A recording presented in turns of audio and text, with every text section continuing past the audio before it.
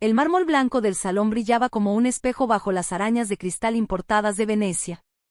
El aire olía a rosas blancas y a perfumes caros.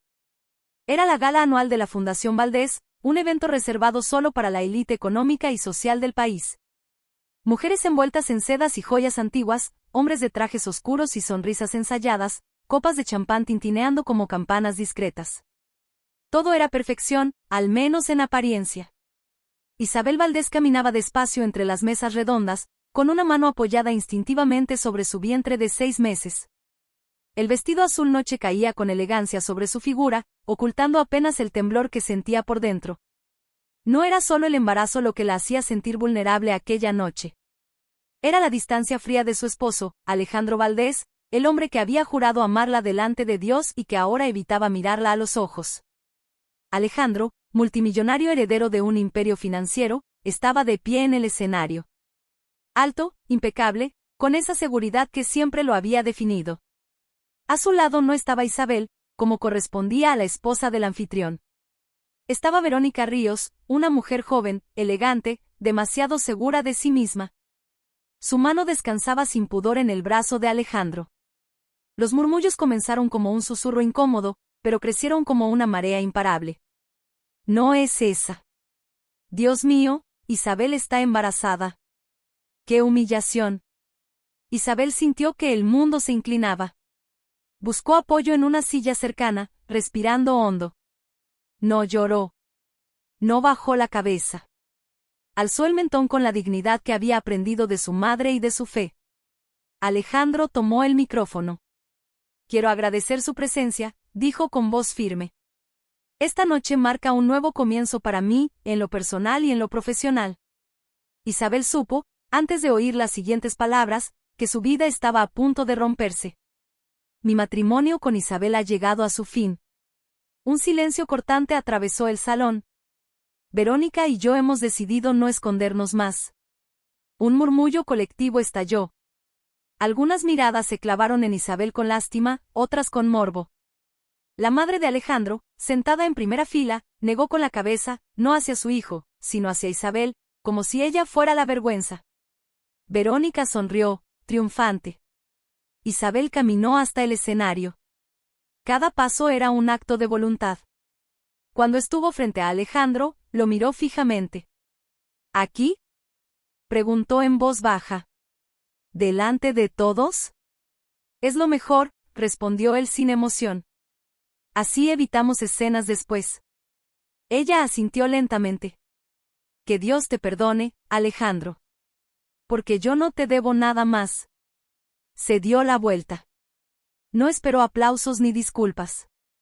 Salió del salón con la cabeza en alto, mientras las puertas se cerraban tras ella como un golpe final.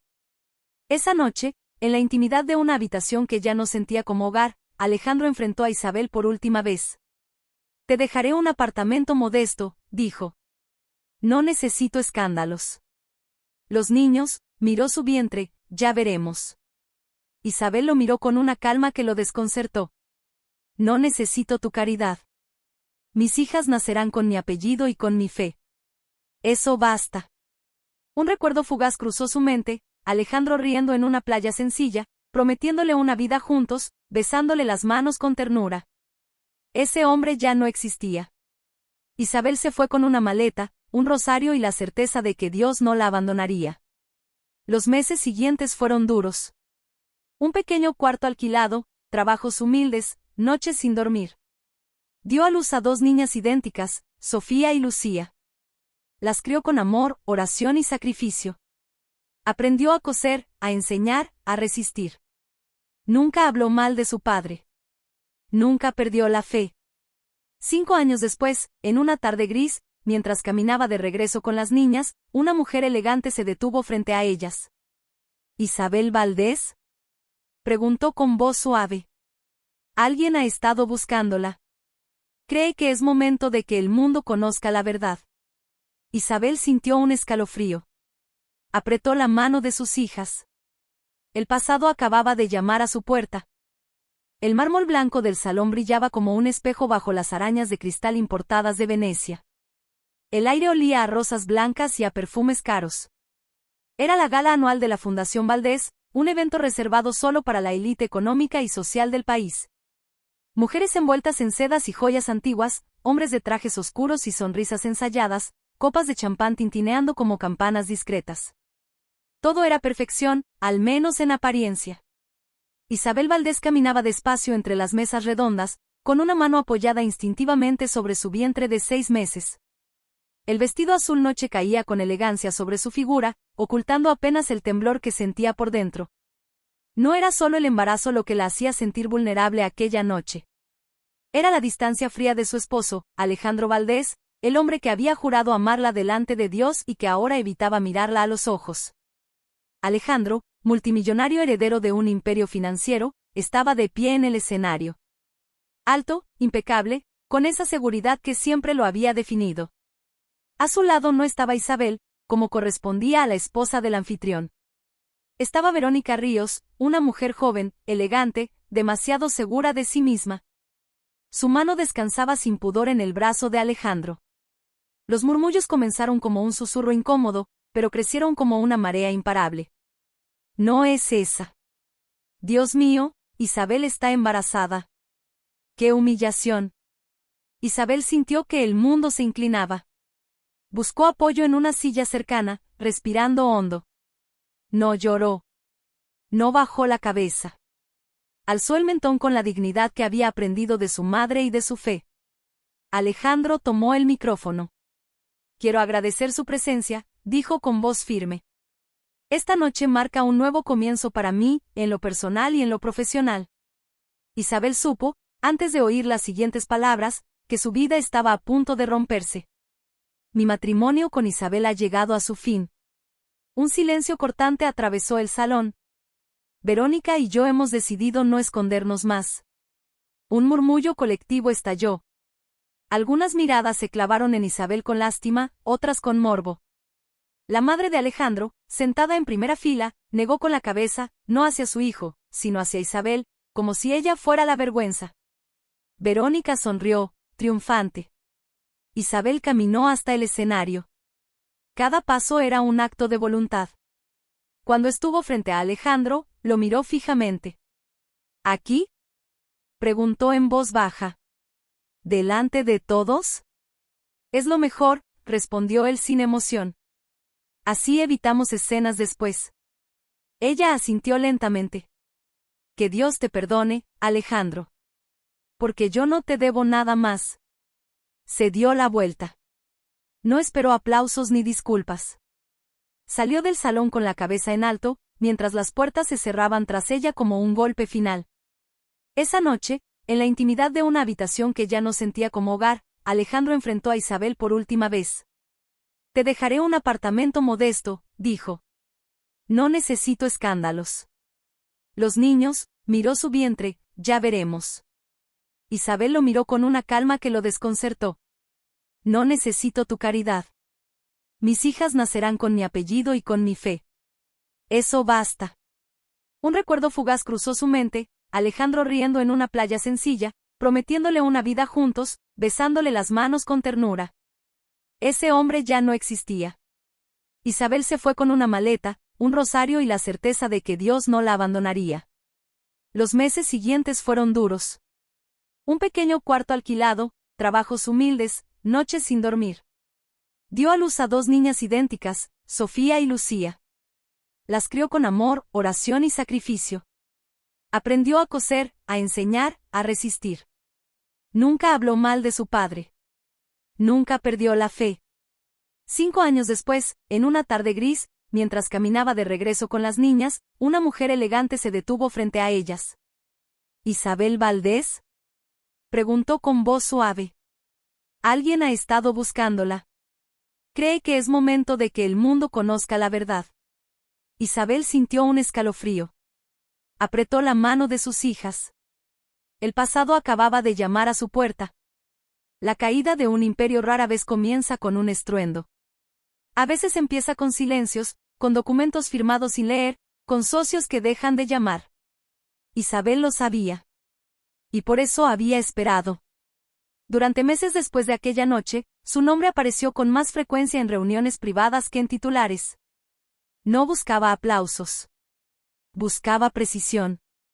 Su empresa, ahora convertida en un grupo financiero sólido y respetado, empezó a adquirir discretamente participaciones en compañías estratégicas, las mismas que sostenían, como columnas invisibles, el imperio de Alejandro Valdés. Nada era ilegal. Nada era impulsivo. La justicia no necesita gritar, le había dicho Magdalena una vez. Solo necesita tiempo. Alejandro empezó a sentirlo cuando un banco suizo canceló una línea de crédito histórica. Luego, cuando un socio de toda la vida vendió su parte, por recomendación de sus asesores. Después, cuando la prensa económica comenzó a hablar de decisiones poco éticas del pasado dentro del grupo Valdés. Verónica, la mujer que había sonreído triunfante en aquella gala, ya no sonreía. Las invitaciones disminuyeron. Los amigos se volvieron cautelosos. ¿Qué está pasando?, le exigió a Alejandro una noche, arrojando una revista sobre la mesa. Mira esto. En la portada no había escándalos sentimentales. Había números. Auditorías. Investigaciones. Alejandro no respondió. Por primera vez, no tenía respuestas. El golpe final comenzó en una sala elegante, repleta de empresarios y periodistas. Isabel había convocado una conferencia para anunciar una gran fusión internacional. Alejandro asistió, obligado por la magnitud del evento. No imaginaba que sería el centro de todo. Isabel entró acompañada de Sofía y Lucía, vestidas con sencillez impecable. Las niñas ya no eran pequeñas. Caminaban con seguridad, con una educación que llamaba la atención. Antes de continuar, dijo Isabel al micrófono, hay una verdad que debe ser dicha. No por venganza, sino por justicia. Un murmullo recorrió la sala. Durante años, se cuestionó mi salida del grupo Valdés. Se insinuó que yo no tenía derecho a nada. Hoy presento pruebas legales y genéticas que confirman que Sofía y Lucía son hijas legítimas de Alejandro Valdés. El silencio fue absoluto. Alejandro palideció. Además, continuó Isabel, estos documentos demuestran que parte del capital inicial del grupo Valdés provino de fondos desviados de una fundación benéfica creada por el padre de Alejandro. El mismo hombre cuyo nombre hoy descansa en honor, pero cuya voluntad fue traicionada. Las pantallas se encendieron. Firmas. Cuentas. Fechas. Verónica se levantó abruptamente. Esto es una mentira. Gritó. Ella solo quiere destruirlo. Isabel la miró con calma. No, Verónica. Tú ayudaste a ocultarlo. Y ahora también enfrentas cargos. La seguridad se acercó. Los periodistas no paraban de escribir. Alejandro sintió como años de poder se desmoronaban en minutos. Isabel, susurró, acercándose. Hablemos en privado. Ella lo miró como se mira a un extraño. Durante años te rogué respeto en privado. Hoy la verdad necesita testigos. Las niñas observaron en silencio. No había odio en sus ojos. Solo claridad. Alejandro fue escoltado fuera del salón, mientras su apellido se convertía en sinónimo de traición. El público, que antes lo adulaba, ahora lo evitaba. Isabel cerró la conferencia con una frase sencilla. La dignidad no se hereda. Se honra. Esa noche, sola en su oficina, Isabel sintió el peso de todo lo ocurrido. No hubo celebración. Solo una pregunta en su corazón, ¿qué haría ahora con ese poder? Miró una fotografía de sus hijas, y luego un mensaje nuevo en su teléfono. Era de Alejandro. Necesito verte. Por favor. No por mí, por ellas.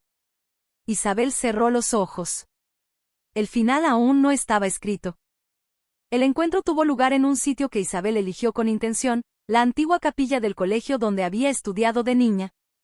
No era un espacio lujoso ni imponente, pero sí cargado de significado. Bancos de madera oscura, vitrales sencillos, el silencio profundo que solo existe donde muchas personas han rezado en soledad. Alejandro llegó primero. Ya no vestía trajes a medida ni llevaba esa seguridad arrogante que antes lo definía. Su rostro estaba cansado, envejecido por noches sin dormir y por el peso de la vergüenza pública. Cuando vio a Isabel entrar, se puso de pie por instinto, como si todavía recordara quién había sido ella en su vida. Isabel avanzó despacio. Vestía de negro, sobria, elegante, sin joyas. No llevaba a las niñas, ese encuentro era solo de adultos. Gracias por venir, dijo él con voz baja. No vine por ti, respondió ella con serenidad. Vine para cerrar un ciclo. Se sentaron frente a frente, separados por un banco. Durante unos segundos no hablaron. El silencio no era incómodo, ni era definitivo. Lo perdí todo, dijo Alejandro al fin. La empresa, el apellido, el respeto. Y con razón. No vengo a justificarme. Vengo a pedir perdón, como hombre. Como padre. Isabel lo miró con atención. No había rencor en sus ojos, pero tampoco nostalgia. El perdón no borra las consecuencias, dijo. Yo te perdoné hace tiempo, en silencio, para no vivir encadenada al pasado. Pero eso no significa que puedas volver a mi vida. Alejandro bajó la cabeza. Déjame al menos estar cerca de ellas. Isabel respiró hondo. Pensó en Sofía y Lucía, en su educación, en su paz. Tendrás un lugar en sus vidas, respondió. Con límites. Con verdad. Ellas merecen un padre honesto, aunque sea tarde. Alejandro asintió, con lágrimas contenidas. Nunca te merecí, susurró. Eso ya no importa, dijo Isabel, levantándose. Importa lo que cada uno haga con lo que queda. Se despidieron sin tocarse. No hubo promesas, ni reproches. Solo aceptación. Los meses siguientes trajeron una calma nueva. Isabel consolidó su grupo empresarial, ahora reconocido internacionalmente por su ética y su impacto social. Fundó becas para madres solteras, apoyó escuelas y programas de formación. No lo hizo para ser admirada, sino porque sabía lo que significaba no tener a nadie.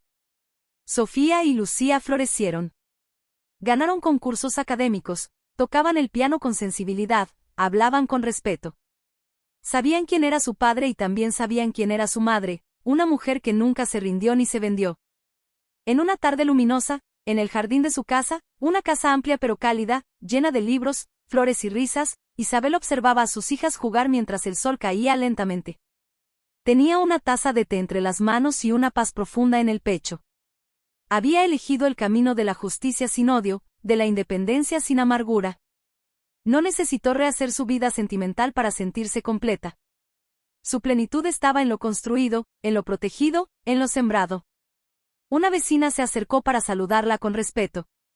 Los empleados la admiraban. La comunidad confiaba en ella. No por su dinero, sino por su integridad. Isabel cerró los ojos un instante y agradeció en silencio. Adiós. A la vida. A la mujer que había sido en el dolor y a la que era ahora. Cuando los abrió, sonrió. Una sonrisa serena, orgullosa, definitiva.